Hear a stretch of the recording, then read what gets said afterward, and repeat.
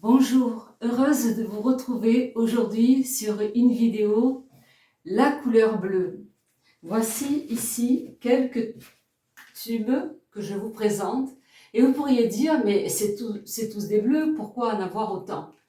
Vous savez que je travaille la mer depuis plusieurs années, mais au niveau des bleus il y a plusieurs nuances et il faut savoir bien les utiliser pour ne pas se tromper lorsqu'on fait un tableau. Alors, on se retrouve sur la table et on va faire une petite démo ensemble. Comme je vous ai dit, si on ne prend pas le bon bleu, on risque de faire un mauvais choix. Il y a plusieurs bleus avec des températures, des opacités et des forces colorantes totalement différentes. Aujourd'hui, on va décrypter ensemble 5 couleurs. Je vais vous montrer exactement quand et comment les utiliser. Ici, j'ai préparé une palette. J'ai mis du bleu Outre-mer, du bleu de Prusse, du bleu phtalocyle, du bleu de cobalt et du bleu céruléen.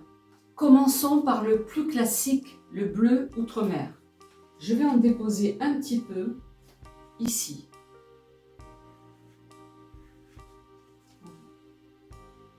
Je vais faire pareil pour le bleu de Prusse, le bleu phthalo, le bleu de cobalt et le bleu céruléen. Le bleu Outre-mer, c'est un bleu transparent. J'ai tracé une ligne au feutre et vous voyez, on voit bien le trait du feutre. C'est un bleu Outre-mer transparent.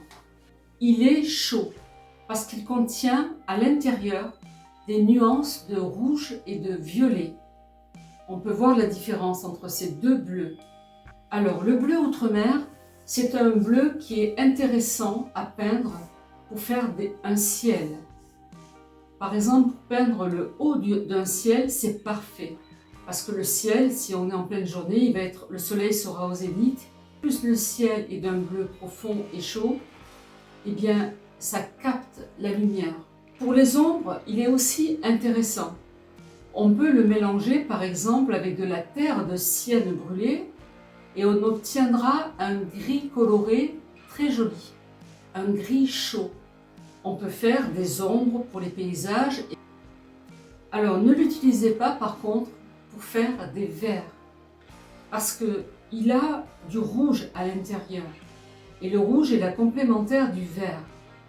Vos mélanges alors avec le jaune vont neutraliser le vert terreux. Si c'est la couleur que vous voulez obtenir, c'est parfait. Mais si vous voulez un vert éclatant, n'utilisez pas ce bleu Outre-mer. Donc ce bleu est très intéressant. Et pourquoi je dis qu'il est transparent? Regardez sur le trait noir que j'ai fait au feutre, il apparaît. On voit bien la peinture que j'ai posée par-dessus ce trait. Le bleu de Prusse est transparent. On le voit moins bien parce que j'ai mis un peu plus de couches sur le papier, mais je vais en retirer un peu avec mon couteau. C'est aussi un bleu transparent qui est très très beau. Il est assez foncé, mais il a une très très belle couleur. Et je vais regarder le tube. Sur le tube, c'est marqué transparent. Quand vous avez un carré blanc où il n'y a rien, ni une barre diagonale, ni noir, quand c'est noir, le carré, c'est que c'est opaque.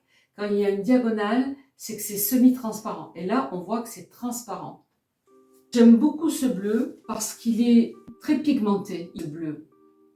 Il colore très très vite. D'ailleurs, c'est pour ça qu'il ne faut pas en mettre beaucoup.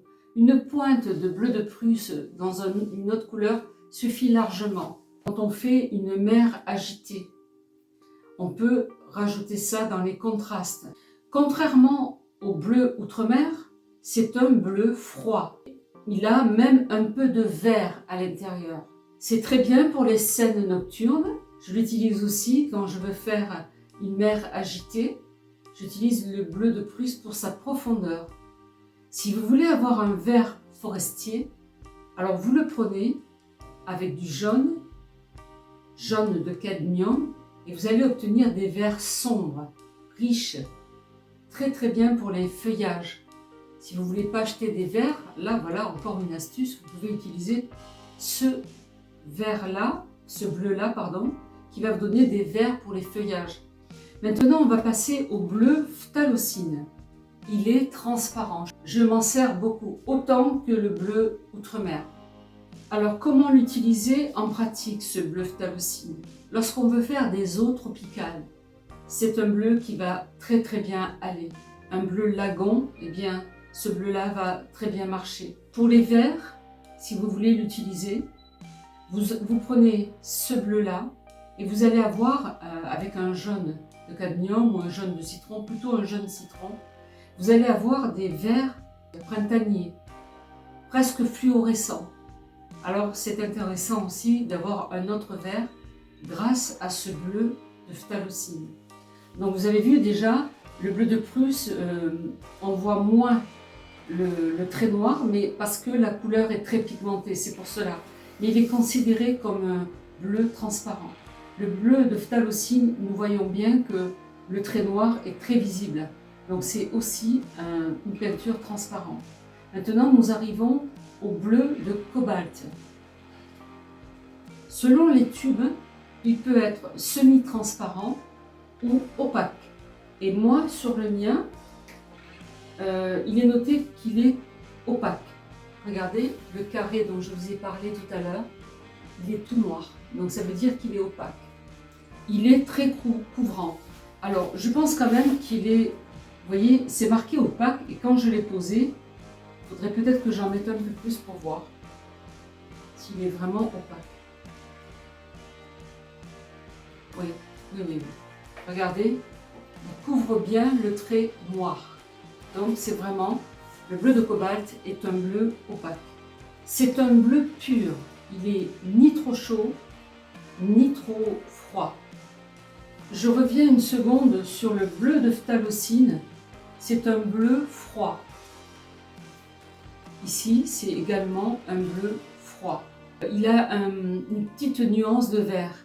Ce bleu est très beau pour faire par exemple le bas du ciel, avec plus de blanc que de bleu, effectivement, pour la ligne d'horizon. Si vous voulez révéler la perspective atmosphérique, vous pouvez utiliser ce bleu au bas de votre horizon, par rapport au ciel.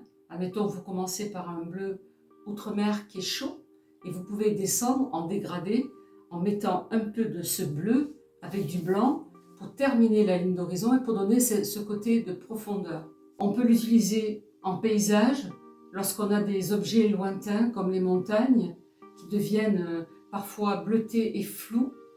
Et grâce à son opacité, le bleu de cobalt peut tout à fait se mélanger à du blanc. Moi, je vous donne des éléments, mais ensuite, il faut faire vos essais. Vos essais avec le jaune déjà, et aussi vos essais avec le blanc, pour voir qu'est-ce qui vous plaît le plus au niveau de ces 4 couleurs que je vous ai déjà présentées. Alors maintenant, nous passons au dernier bleu que j'utilise, c'est le bleu de céruléum. C'est une peinture opaque, d'ailleurs vous le voyez tout de suite, on ne voit plus le trait noir là. Si on veut avoir aussi des eaux calmes, on peut prendre aussi sur une rivière où on a le ciel qui se reflète. Si vous voulez de la profondeur et de la chaleur, prenez le bleu outre-mer. Vous voulez du drame, de la nuit, un paysage nocturne, prenez le bleu de Prusse. Vous voulez une lumière tropicale, une mer lagon, prenez le bleu de phtalocine.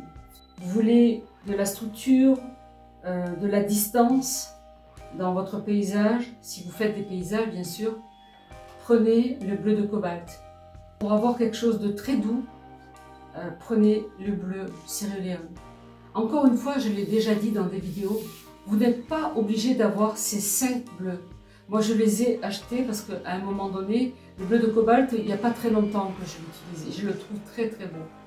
Mais j'utilisais beaucoup le bleu outre-mer, avec souvent dans mes mélanges de couleurs un peu de bleu de Prusse, le bleu de phtalocine quand je veux rendre l'eau transparente. Celui-ci aussi, maintenant, je l'utilise car je trouve qu'il donne vraiment des très beaux bleus, ce bleu de cobalt, mélangé à du blanc, c'est très joli. Et ce bleu de céruléum, ça donne un aspect très, très doux, très paisible. Personnellement, j'utilise ces 5 couleurs. Mais il y a d'autres bleus. Vous avez le bleu royal ou bleu rex. Vous avez le bleu de turquoise. Le bleu de turquoise, vous pouvez tout à fait le faire avec du phthalo, un peu de jaune citron et du blanc. Alors là, c'est vraiment en travaillant le mélange de couleurs, vous allez obtenir le turquoise. Mais c'est tout à fait possible. Vous n'êtes pas obligé d'acheter un bleu turquoise. Juste avec le bleu de phthalocine et du jaune citron, c'est toute une question de mesure de peinture. Il faut toujours en mettre peu à chaque fois que vous faites des essais et regarder ce que ça donne. Personnellement, si je devais en choisir 3, je prendrais le bleu outremer, le bleu phthalocine et le bleu de cobalt. Parce que le bleu de plus, si je prends de l'ombre brûlée, je peux faire mes ombres. Et le bleu céruléen, si je prends du bleu de cobalt mélangé avec beaucoup de blanc, je vais avoir quelque chose d'assez paisible au niveau du paysage. Donc voilà, je vous ai fait une petite démonstration pour que vous compreniez que chaque bleu a son utilité. Dites-moi, vous utilisez ces bleus ou d'autres et qu'est-ce que vous en pensez? Quel est le bleu qui ne quitte jamais votre palette? Voilà, j'espère que cette vidéo vous a plu. C'était une petite démo sur comment utiliser ces bleus. À partir de ça, vous pouvez faire beaucoup de choses. Je vous souhaite de belles réalisations artistiques à vos pinceaux ou vos couteaux et à bientôt pour une nouvelle aventure vidéo. Au revoir.